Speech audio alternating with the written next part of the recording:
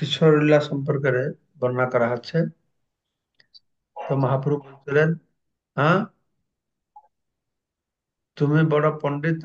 কেশব কাশ্মীর সঙ্গে আলোচনা হয়েছিল।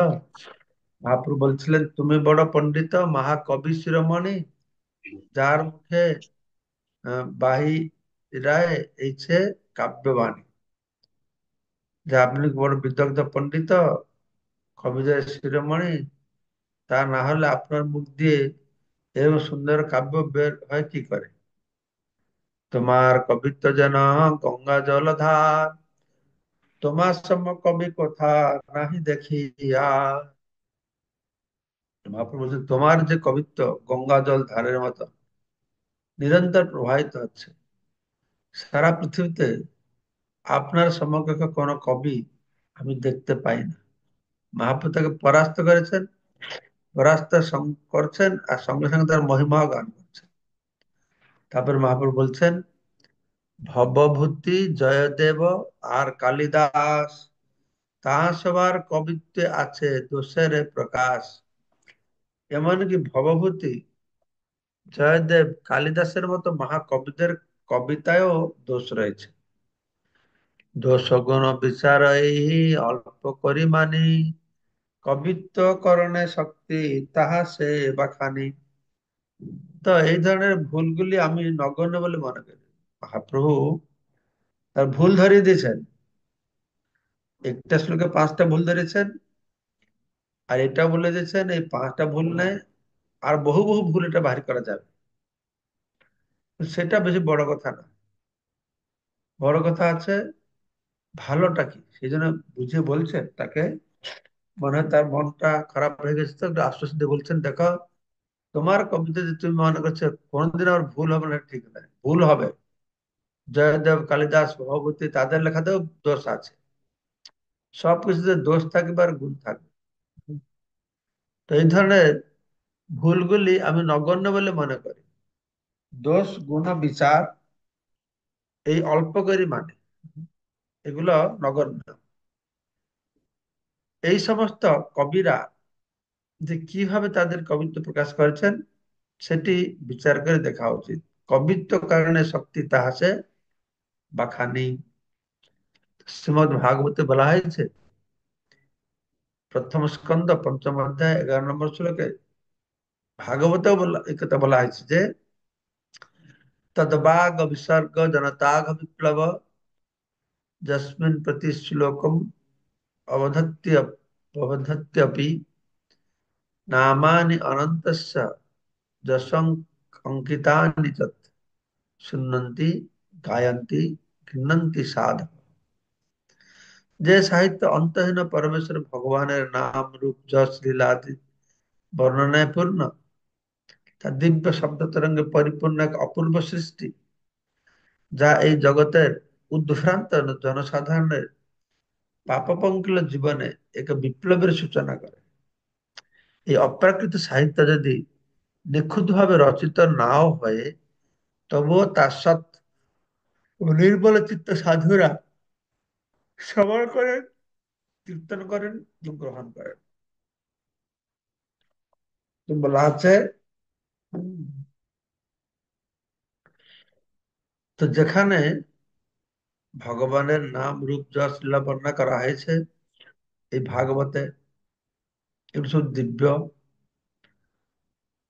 এই জগতে যারা উদ্ভ্রান্ত পাপী মানুষ, তাদের জীবনও বিপ্লব সৃষ্টি করে। যদি এটা নিখুঁত ভাবেও রচিত না হয় তবুও, হ্যাঁ, তবুও সৎ নির্মল চিত্ত মানুষ যারা, তারা কি করেন? শুনন্তি গায়ন্তি গৃণন্তি, শ্রবণ করে, গান করে, হুম, কীর্তন করে, আর তাকে গ্রহণ করে সাধু সাধু। কিছু ভুল ত্রুটি থাকলেও বিষয়বস্তুর মাহাত্ম্য বিবেচনা করে সেই কবিতা পাঠ করা অবশ্য কর্তব্য। আমরা দেখি, আমরা যখন ক্লাস ক্লাস দেই, কিছু কিছু পণ্ডিতরা আসে, তারা ভুল ধরে, এইটা ভুল হয়ে গেছে, সেটা ভুল হয়ে গেছে, এই শ্লোকের এই উচ্চারণটা ঠিক নেই, ইয়ার উপর গুরুত্ব দেওয়া আছে। সামগ্রিক বিষয়বস্তুর উপরে প্রাধান্য না দিয়ে কোথায় এটা ভুল হয়ে গেল তার উপর বেশি প্রাধান্য দেওয়া হচ্ছে। এখানে প্রভুপাদ বলছেন এই সমস্ত কথার মধ্যে কোথাও একটু ভুল ত্রুটি থাকলেও হম বিষয়বস্তুর মাহাত্ম্যটা বিচার করতে হবে, করে কবিতা পাঠ করা উচিত। বিশ্ব ও সামগ্রিকভাবে বিষয়বস্তুটা কি বলা আছে ওটা যে গুরুত্বপূর্ণ। ঠিক আছে। তো বৈষ্ণব মতে ভগবানের মহিমা প্রচার করে যে শাস্ত্র তা যথাযথভাবে লেখা হোক অথবা না হোক তা সর্বোত্তম। সেই সম্বন্ধে অন্য কিছু বিচার করা অবকাশ নেই। ভবভূতি বা শ্রীকান্ত ভগবতী বা শ্রীকান্ত মালতী মাধব উত্তর চরিত, বীর চরিত অন্য বহু সংস্কৃত নাটক রচনা করেছেন। ভবভূতি বা শ্রীকান্ত একজন কে ছিলেন আমি প্রথমে নাম শুনছি, যেরকম জয়দেব চণ্ডীদাসের নাম আগে আমরা শুনেছি, এই নামটা প্রথমবার ছিলেন ভবভূতি বা শ্রীকান্ত। তিনি গ্রন্থ রচনা করেছেন। মালতী মাধব উত্তর চরিত, বীর চরিত অন্য বহু সংস্কৃত নাটক তিনি রচনা করেছেন। তো ভোজ রাজার রাজত্বকালে নীলকণ্ঠ নামক এক ব্রাহ্মণের পুত্ররূপে তিনি জন্মগ্রহণ করেন। নীলকণ্ঠ ব্রাহ্মণের পুত্র ছিলেন ভবভূতি বা শ্রীকান্ত। ভোজবংশ যখন রাজত্ব করেছিল সেই সময়ের কথা। তো কালিদাস ছিলেন মহারাজ বিক্রমাদিত্যের সভার সুনামধন্য নবরত্নের অন্যতম মহাকবি।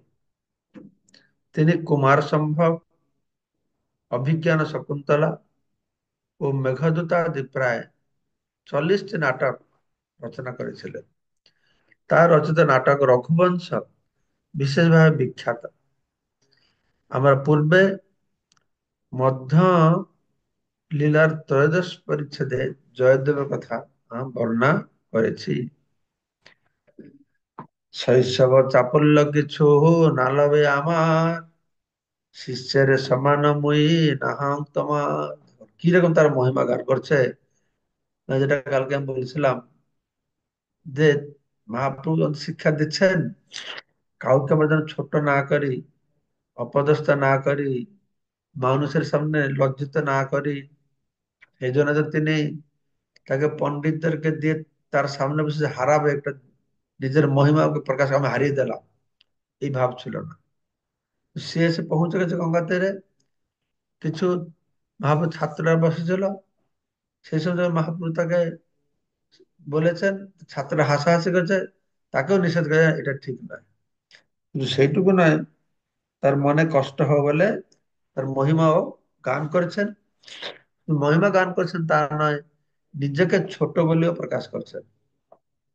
শৈশব চাপল্য কিছু না লবে আমার শিশু সুলভ চপলতায় আপনি কিছু মনে করবেন না। কত সুন্দর ভাব দেখুন। এই দিগ্বিজয় পণ্ডিত, এই অল্প বয়সের একটা ছেলে, সে বুঝে বলে আমি তো ছোট ছেলে, আমার কথা কিছু মনে করবে না। হ্যাঁ, আমি আপনার শিষ্য হওয়ারও যোগ্য নয়। এটা বলছে না যে আপনি আমার গুরুর মতন, আমি আপনার শিষ্য, আমি শিষ্যেরও যোগ্য নেই। মহাপুরুর আচরণ কিন্তু অদ্ভুত আচরণ, সারা জগৎকে শিক্ষা দেওয়ার জন্য, তাই না? আজিবা সাজাহ কালি মিলিব আবার, শুনিব তোমার মুখে শাস্ত্রের বিচার। তুমি একটা অপদার্থ, কিছু ভুলভাল বলছো, তুমি কি আমাকে শোনাবে? হ্যাঁ, আমার হলে এরকম বলতাম। তো মহাপুর কি বলছে, যে শুনিব তোমার মুখে শাস্ত্রের বিচার। আসলে কি অত ভুল, প্রচুর ভুল, ভুলটা ইম্পর্টেন্ট নয়, আমার মুখ্য প্রতিপাদ্য বিষয়টা ইম্পর্টেন্ট। এটা বলে তারপরে বলতে ঠিক আছে কালকে যা, কালকে আবার আসবে, আবার আমি আপনাকে শুনবো। হ্যাঁ, দয়া করে এখন আপনি ঘরে যান, কাল আমরা আবার মিলিত হয় আপনার মুখে শাস্ত্রের বিচার শ্রবণ করব। এই মতে নিজ ঘরে গেলা দুইজন, কবি রাত্রে কইল সরস্বতী আরাধন। এইভাবে তারা দুজন কি করলো, তারা ঘরে চলে গেল। আরো କେଶବ କାଶ୍ମୀର ରାତିରେ ସରସ୍ୱତୀ ଦେବୀର ଆରାଧନା କଲୁ। ସରସ୍ୱତୀ ସ୍ୱପ୍ନ ତାରେ ଉପଦେଶ କହିଲ, ସାକ୍ଷାତ ଈଶ୍ୱର କରି প্রভু কে জানিল। তো স্বপ্নে সরস্বতী দেবী কেশব কাশ্মীরকে বললেন, জানালেন যে মহাপ্রভু আসলে কে। হুম, এইভাবে দিগ্বিজয় পণ্ডিত জানতে পারলেন যে চৈতন্য মহাপ্রভু হচ্ছেন পরমেশ্বর ভগবান স্বয়ং। সরস্বতী স্বপ্নে তার উপদেশ কইল, তাকে উপদেশ দিল, বুঝালো, সাক্ষাৎ ঈশ্বর করে প্রভুকে জানিল। সে সরস্বতী দেবীর কথা শ্রবণ করে তখন কেশব কাশী বুঝতে পেরেছেন যে মহাপ্রভু হচ্ছেন সাক্ষাৎ ঈশ্বর। প্রাতে আসি প্রভু পতে লইল শরণ, প্রভু কৃপা কইল তার খণ্ডিল বন্ধন। তারপর দিন সকালবেলা এসে কেশব কাশ্মীর চৈতন্য মহাপ্রভুর চরণ কমলে শরণ নিয়েছেন। আর তখন মহাপ্রভু তাকে কৃপা করেছেন এবং তার ভববন্ধন মোচন করেছেন। এই পন্থা শ্রীকৃষ্ণ ভগবত গীতায় নির্দেশ দিয়েছেন, সর্বতভাবে আমার শরণাপন্ন হও, সর্বধর্মান পরিত্যাজ্য মাম একম শরণম ব্রজ। শ্রী চৈতন্য মহাপ্রভু সেই পন্থা সমর্থন করে গেছেন। দিগ্বিজয় পণ্ডিত যখন তার শরণাগত হলেন তখন তিনি তাকে কৃপা করলেন। তিনি ভগবানের কৃপা লাভ করেন, তিনি জড় জগতের বন্ধন থেকে মুক্ত হন। এই সম্বন্ধে ভগবত গীতা বলা হয়েছে, ত্যক্তা দেহং পুনর্জন্ম নয়তি মহামতি স অর্জুন। সে আমাকে লাভ করে। ভাগ্যবন্ত দিগ্বিজয়ী সফল জীবন, বিদ্যা বলে পাইল মহাপ্রভুর চরণ। দিগ্বিজয় কেশব কাশ্মীর পণ্ডিত বহুত ভাগ্যবান। কৃষ্ণদাস কবিরাজ গোস্বামীর উক্তি এটা। তার জন্ম সার্থক হয়ে গেল, জন্ম সফল হয়ে গেল। কেন না, তার অগাধ পাণ্ডিত্যের প্রভাবে তিনি চৈতন্য মহাপুর চরণাশ্রয় লাভ করলেন। পাণ্ডিত্যের জন্য মহাপুর চরণাশ্রয় পেয়েছে সেটা ইম্পর্টেন্ট না, ইম্পর্টেন্ট হচ্ছে অত পাণ্ডিত্যের থেকেও যে হার মানলো।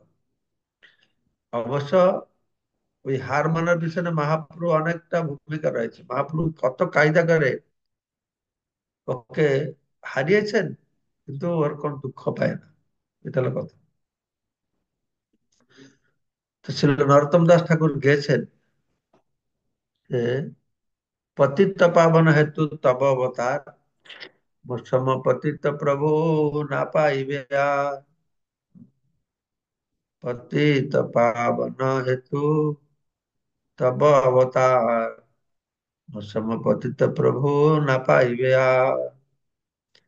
শ্রী চৈতন্য মহাপ্রভু কৃপাল লাভের সর্বশ্রেষ্ঠ যোগ্যতা আছে সব চাইতে অধপতিত হওয়া।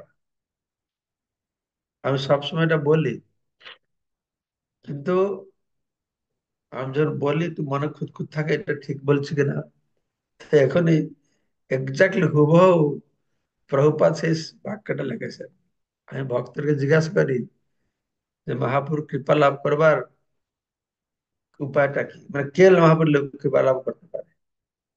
তো ভক্তরা বলে যারা বিনয়ী থাকে, যারা বৈষ্ণবতা মুক্ত থাকে, যারা গুরু নির্দেশ পালন করে, অনেক কথা বলে যে মহাপুর কৃপা পাওয়ার যোগ্য কে।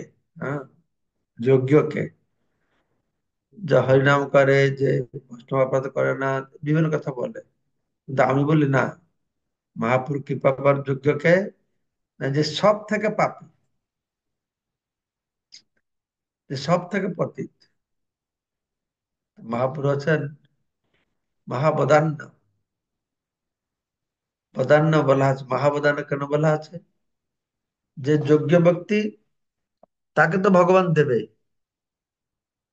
যে পুণ্যবান ব্যক্তি তাকে তো ভগবান দেবে, কিন্তু অযোগ্য, শুধু অযোগ্য না, সব থেকে পতিত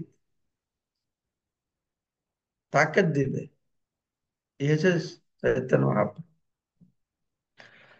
তো এই যুগে প্রায় সকলেই অধপতি, অত্যন্ত অধপতি, মাংসাহারী, মদ্যপ, জুয়ারি, লম্পট, সবাই কলু সর্বে সূত্র সম্ভবা, সবার আচরণ এই শূদ্রের মতন আচরণ। তো এই ধরনের মানুষেরা পণ্ডিত হওয়ার অভিনয় করলেও তারা কখনোই পণ্ডিত নয়, তারা পথি। সেই জন্য আমি বলি, আমরা যখন রাক্ষস অসুরদের কথা শুনি তখন মনে হয় রাক্ষস মানে দেখতে এটা হয়তো উদ্ভট হবে, 10টা মাথা থাকবে, 3টা চোখ থাকবে, বিভিন্ন রকম আমরা চিন্তা করি। কিন্তু বর্তমান কলিযুগে সব রাক্ষস, স্যুট প্যান্ট টাই, দেখতে সুন্দর, একদম চকাচক, কিন্তু তার ভিতরেও তারা রাক্ষস।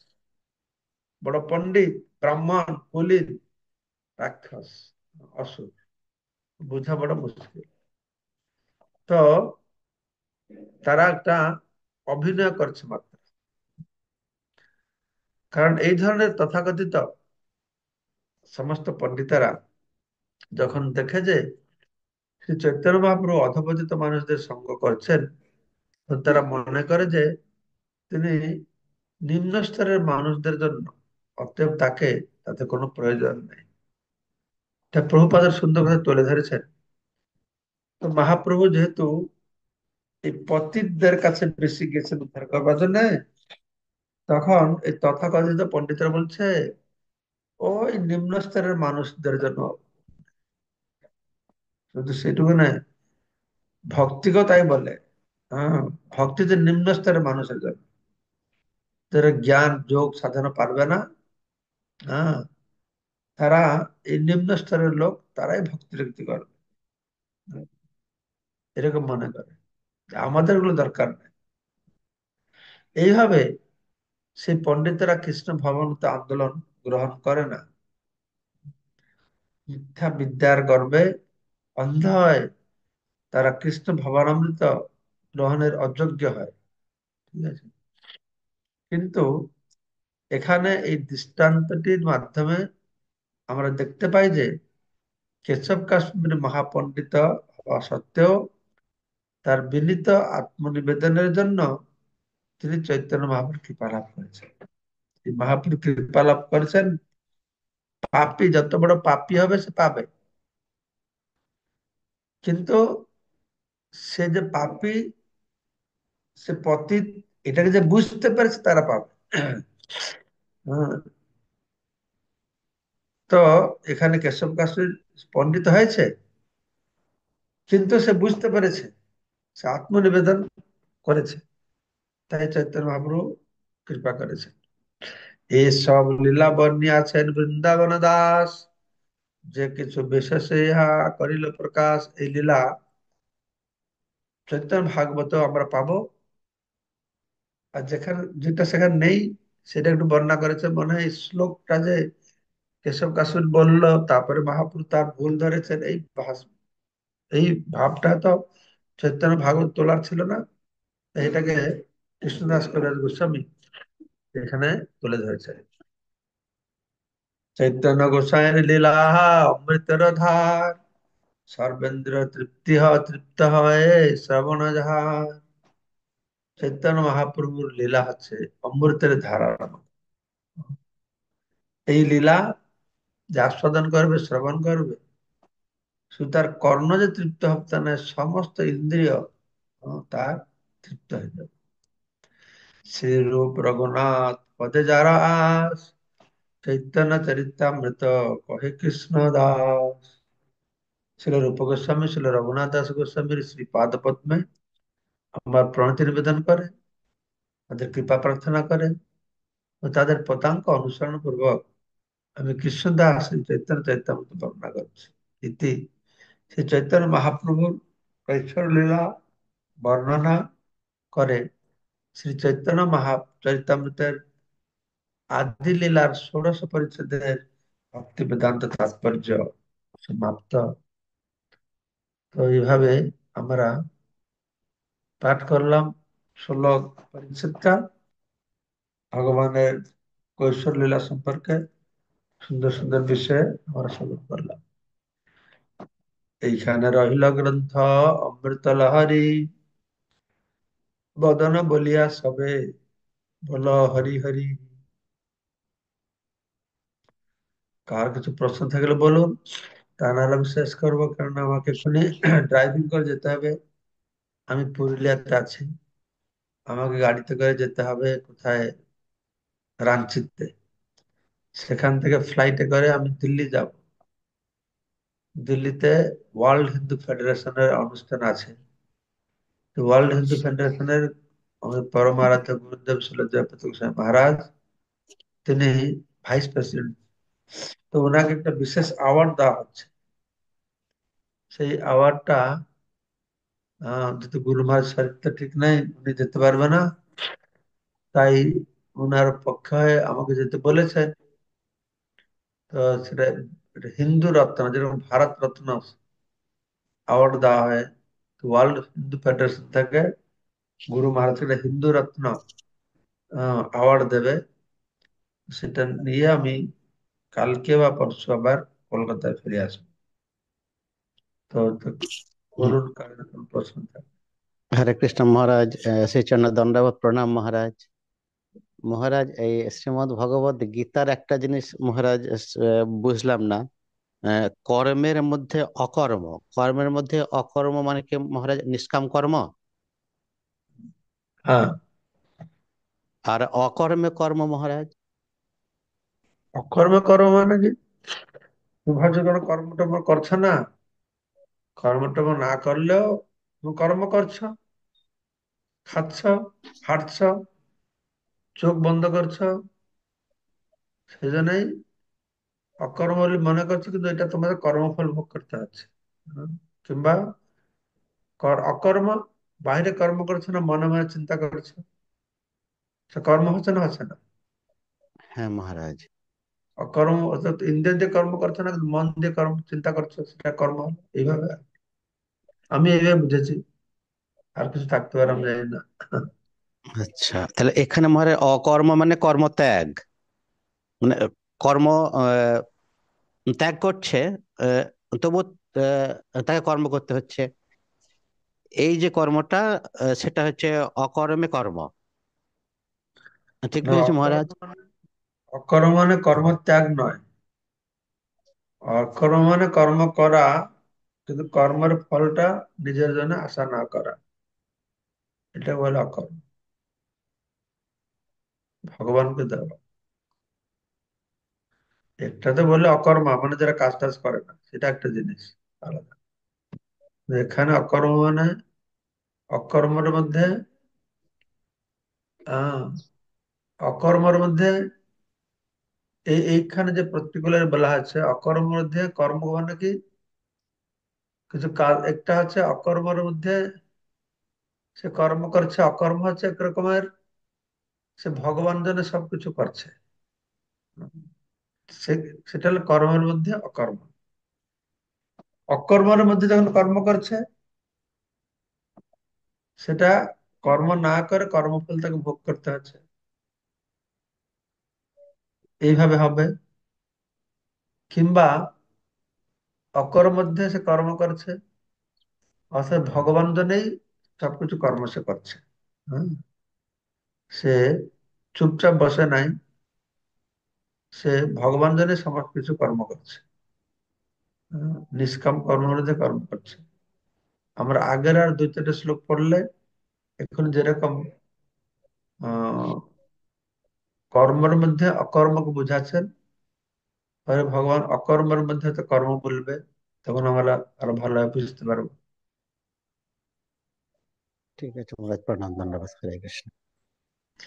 মানে কর্মের মধ্যে অকর্মটা তো সুস্পষ্ট হলো, মানে ভগবান জন্য কর্ম করলে আসক্তি না থাকলে এটা অকর্মের মতো হলো। আচ্ছা, অর্থাৎ ভগবত অর্পিত কর্মটা হচ্ছে অকর্ম। হুম, কিন্তু অকর্মের মধ্যে যে কর্ম, তার অর্থটা কিরকম হবে? হয়তো কাজ টাজ করছে না, কিন্তু কর্মফল ভোগ করছে, এটা হতে পারে। আর এটা হতে পারে যে ভগবানের সঙ্গে, ভগবান জন্য সব কর্ম করেছে, তো সেটাই কর্ম, যথার্থ কর্ম। সেটা আমার দিকে আর দু চারটে শ্লোক পড়লে তো বুঝবো ভালো করে। বিদ্যুৎ প্রভু কি বলছেন?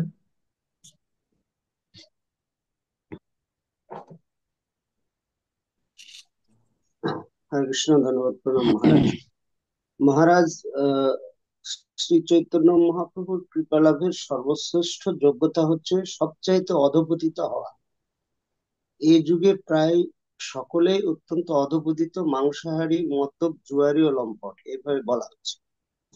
তো আহ যারা ভক্ত, তাদের জন্য কি একমাত্র আত্মনিবেদনই মহাপ্রভুর কৃপা লাভের উপায় হতে পারে?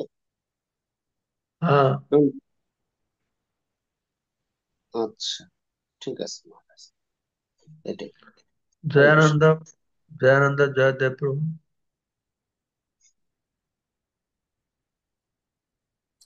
হরে কৃষ্ণ, দণ্ডবত প্রণাম মহারাজ। মহারাজ, ওই আপনার কাছে একটা প্রশ্ন হলো, দ্বাদশ অধ্যায়ে ভগবান ভগবত গীতায় বলছেন যে মন ও বুদ্ধি ভগবানের চরণে যে যার অর্পিত, সেই রকম ভক্ত ভগবানের অত্যন্ত প্রিয়।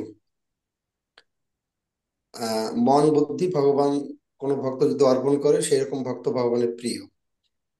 কিন্তু ভগবান আবার বুদ্ধি দান করছেন, বলছেন যে কেউ যদি ভজতাং প্রীতিপূর্বকম ভগবান, তাকে ভগবান বুদ্ধি দান করেন। একদিকে ভগবান তার প্রিয় ভক্তের বর্ণনা দিচ্ছেন, মন ও বুদ্ধি তার চরণে অর্পণ করতে হবে, আবার একদিকে ভগবান বুদ্ধি দান করছেন।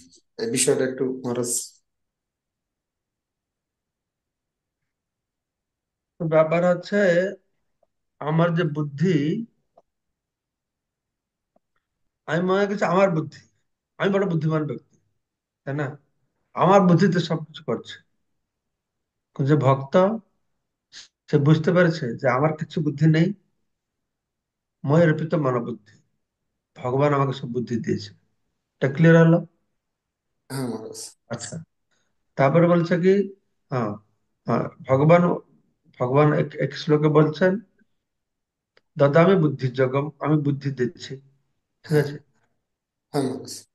তো ভক্ত বুঝতে পারছে, ভাই আমি যা পাচ্ছি সব ভগবান কাছ থেকে পেয়েছি, ভগবান সব দিয়েছে। আর একটা শ্লোকে বলছেন, মই অর্পিত মনোবুদ্ধি। সে হ্যাঁ ভক্ত মহারাজ। কি করে? সে বুদ্ধিকে ভগবানকে অর্পণ করে। হ্যাঁ? অর্থাৎ সে বুদ্ধি দিয়ে ব্যবসাত্মক বুদ্ধি ভগবানকে স্থির করে। ভগবান হ্যাঁ। বুদ্ধি দিয়েছে যা কিছু কর্ম করতে, তাই আমি ভগবানকে এটাকে অর্পণ করো। মন ভগবান দিয়েছে, আমি মনটাকে ভগবান সেবায় লাগাবো, ভগবান কথা চিন্তা করো। বুদ্ধি ভগবান দিয়েছেন, আমি বুদ্ধিটাকে ভগবান সেবায় লাগাবো। আর সেই বুদ্ধি দ্বারা সে, আমি ভগবানকে জানতে চেষ্টা করব, মই অর্পিত মনোবুদ্ধি। এইভাবে করলে সে আমাকে পাবে। এক শ্লোকে বলছেন, আমি বুদ্ধি দিয়েছি, কিন্তু মূর্খরা বুঝতে পারে না যে ভগবান বুদ্ধি দিয়েছে, মনে করে আমার বুদ্ধিতে করলো। কিন্তু ভক্তরা বুঝতে পারে যে ভগবানের বুদ্ধি ভগবান সেবায় লাগায়, নাকি? হ্যাঁ। হ্যাঁ মহারাজ, বোঝা গেছে এবার মহারাজ। মানস দেহ গহ যো কিছু মর, অর্পিল প্রিয় পদে নন্দ কিশোর। হ্যাঁ, হ্যাঁ। যা কিছু মোর, কি আমার তো কিছু নাই, সবটাই তোমার। হ্যাঁ।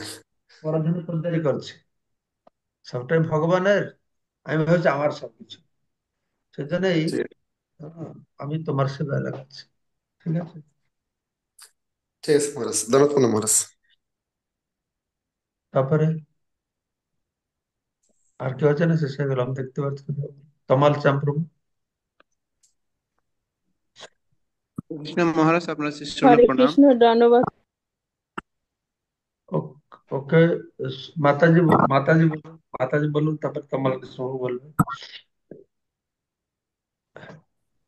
হরে কৃষ্ণ মহারাজ, শুভ নববর্ষে আপনার শ্রী চরণে কোটি কোটি প্রণাম। আপনার জয় হোক, শ্রী গুরু মহারাজের জয় হোক, শ্রী গুরু মহারাজ চরণে প্রণাম, শিলা প্রভুপাদের চরণে প্রণাম, সকল বৈষ্ণবের চরণে প্রণাম, সকলের চরণে প্রণাম। মহারাজ, অনেক দিন পরে আপনার জুমে সুন্দর অমৃতময় চৈতন্য চৈতন্যত ক্লাস শ্রবণ করে অনেক ভালো লাগলো। ধন্যবাদ মহারাজ। মহারাজ, আমার ছোট একটা জানার বিষয়। মহারাজ, প্রথম আমার গত সময়ের যে অতীতের যত অন্যায় অপরাধ সবকিছু আপনি একটি কৃপা করে ক্ষমা করুন, আপনারা সবাই ক্ষমা করুন।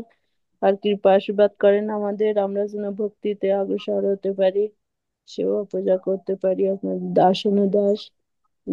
মহারাজ, ছোট একটা জানার বিষয় এটা যে এই কলিযুগে উম আহ, যক্ষ রাক্ষস সবকিছু তাদের হলো চেহারাটা অন্যরকম, যেমন টাই বুট শুট পরা অনেক কিছু থাকে, যেটা আমরা আম, উম, পূর্বের যে রূপটা ওটা দর্শন করতে পারি না। মহারাজ যে পঞ্জিকায় বলছে যে হ্যাঁ, বেণীমাধব শীলের পঞ্জিকায় যে এই সময় জন্মগ্রহণ করলে এই গণ হবে, যেমন সকাল এতটার থেকে এতটার মধ্যে হলে তারা হলো দেবগণ, এতটার থেকে এতটাই হলে তারা হলো নরগণ, এত সময় থেকে এত সময় হলে তারা রাক্ষসগণ। এভাবে কি আমরা উম, দর্শন করব, নাকি তাদের চরিত্র দেখে বুঝবো যে রাক্ষস? কিভাবে বুঝবো মহারাজ? হরে কৃষ্ণ। আমি তো জ্যোতিষ ব্যাপারে বেশি কিছু জানি না। এই নরগণ রাক্ষসগণ এগুলো কি দেবতাগণ এগুলো বেশি আইডিয়া নেই। এগুলো বিয়ের সময় বলে নরগণ ছেলে আর রাক্ষসগণ যে যে গণের, কিন্তু সেটা যে রাক্ষস যেরকম একটা কোনো ছেলে নরগণ মেয়েটা রাক্ষসগণ, তার মানে সে যে রাক্ষসী তা নয় মনে হয়। এটা তো অন্য কি অর্থে বোঝায় আমার ঠিক জানা নেই এই ব্যাপারটা, জানি না। কিন্তু আপনি যদি শুভ নববর্ষ বলছেন, এই ব্যাপারে আমার বক্তব্য কালকে আমি একটা ক্লাস দিলাম এই ব্যাপারে, কিন্তু দুর্ভাগ্যবশত যে ছেলেটা রেকর্ডিং করছিল ও হাফ রেকর্ডিং করলো আর করলো না। এই শুভ নববর্ষটা তো প্রথমত এটা নববর্ষ নয়, এটা তথাকথিত নববর্ষ। আমাদের নববর্ষ হচ্ছে পয়লা বৈশাখ আছে, আর অন্য তিথি একটা আছে নববর্ষ। আর এটাকে শুভ বলা যায় না, সম্পূর্ণ অশুভ একটা। এই যে 31 দিনের রাত্রিরে সারা রাত ধরে মানুষ যা করে, পৃথিবীর মানুষ কত পশু হত্যা করে মাংস খায়, আর কত ব্যারেল ব্যারেল মদ খায়, তো সেটা কি করে শুভ হবে? এটা কোনোদিনই শুভ নয়। আর আমাদের নববর্ষ, আমাদের নবনবায়মান ভগবান সবসময় নতুন নতুন হয় ভক্তের, প্রতিদিনটাই নতুন দিন আমাদের। হ্যাঁ, প্রতিদিনটাই নতুন দিন। তাই আমাদের 31 তারিখটা ডিসেম্বর 31 যা ছিল, জানুয়ারি 1 তারিখ তাই, কিছু নতুন নাই, তাই না? আমরা 31 তারিখে 16 বেলা জব করেছি, 1 তারিখে 16 বেলা জব করছি, 1 তারিখ ঠিকই গীতা মহারাজ। পড়ছি, শুরু করেছি, সবসময় ভালো করছি। আমার তো মনে হয় আমাদের হিন্দু সমাজ এই নিউ ইয়ার্সটাকে বরখাস্ত করা উচিত। এটা একটা কায়দা করে, হ্যাঁ, X মাস হলিডে ইস্যু করছে, করে হিন্দুরা এই দিনটাকে বড় উৎসব করে মানছে। এটা কোনো উৎসব, এটা কোনো, এই দিনটা কোনো কোনো মতে এই তিথিটা একটা মঙ্গলকর তিথি বলে মনে হয় না। এরকম তিথি নয় এটা। এই দিনে কোনোটা শুভ কার্য হয়েছিল, কোনো মহাপুরুষ ভগবান লীলা সেরকম কিছু রেকর্ড নাই। তো না রেকর্ড মহারাজ। এইটা রয়েছে, লোকেরা হিন্দুরা ঘরে ঘরে ওই পাইন গাছ, যে গাছটা পূজা করে না, সাজায় কি বলে এটাকে জানি না, হ্যাঁ পূজা করে। আমরা তুলসী পূজা করবো, এগুলো আর কি হবে? সেই জন্য আমার মনে হয় এই হিন্দুদের মধ্যে এই ভাবটাকে জাগরণ করতে হবে। They should reject celebration of this so called new years day. হ্যাঁ, এটা কোনো মতে শুভ নয়। যাদের যাদেরকে ভিত্তি করে আমরা এই নিউ ইয়ার্স বলে সম্বোধন করছি, তারা সব এটা শুভ করেছেন, অশুভ করেছে। তারা বলছে হ্যাপি নিউ ইয়ার, আমরা তো বলি শুভ বাংলায় নাকি, হ্যাপি বার্থডে। হ্যাঁ মহারাজ।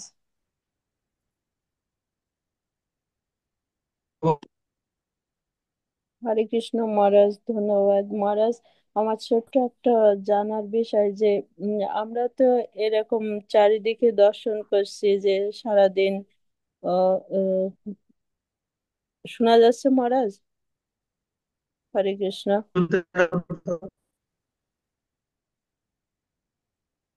হরে কৃষ্ণ মহারাজ।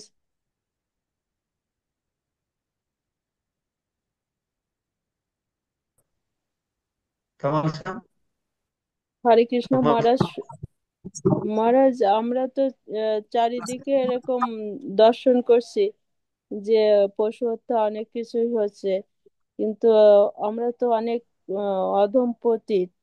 আর মহাপ্রভু বলেছেন তাকে বেশি কৃপা করবেন যিনি হলো অধম পতিত, ওনারা বেশি কৃপা পাবেন। তাহলে আমরা কি সবাই মহাপ্রভুর কৃপা আশা করতে পারি মহারাজ? হরে কৃষ্ণ। অধম পতিতে যারা সুন্দর পাবে। আমি একটা ভালো কথা মাথা থেকে চিন্তা করে বলছিলাম, আপনি ধৈর্য ধরে মাঝে কেটে দিলাম, সে কথা সম্পূর্ণ করতে পারলাম না, ভুল হলো একটা। আর সেখানে হচ্ছে অধম পতিতের দিনে আমরা বেশি করে হরিনাম করি, সংকীর্তন করি, এই সুখ ফলটা যেন কেটে যায়। অনেক কাউকে বলে যখন বলে, নিজের সাথে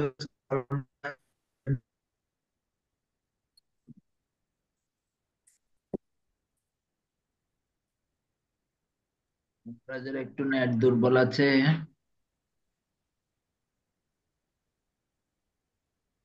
মহারাজ মনে বেরিয়ে গেছে না মুকুন্দ ভক্তিবাবু, মনে হয় বেরিয়ে গেছে, বের হয় না, নেটওয়ার্ক পাচ্ছে। নেট ডিসকানেক্ট হয়ে গেছে। হুম। বাঞ্ছাকল্পতরুভ্যশ্চ কৃপা সিন্ধুভ্যেব পতিতানাং পাবনেভ্যো বৈষ্ণবেভ্যো নমো নমঃ। তাহলে আজকে থাক, আর প্রশ্ন করলাম না।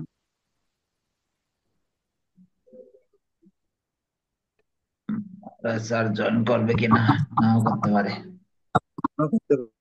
ঠিক আছে, তাহলে আজকে কালকে যদি সুযোগ পাই করবো আর কি।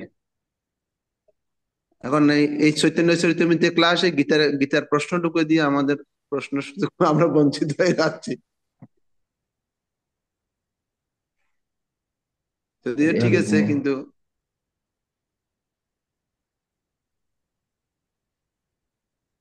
না, আর পাওয়া যাচ্ছে না।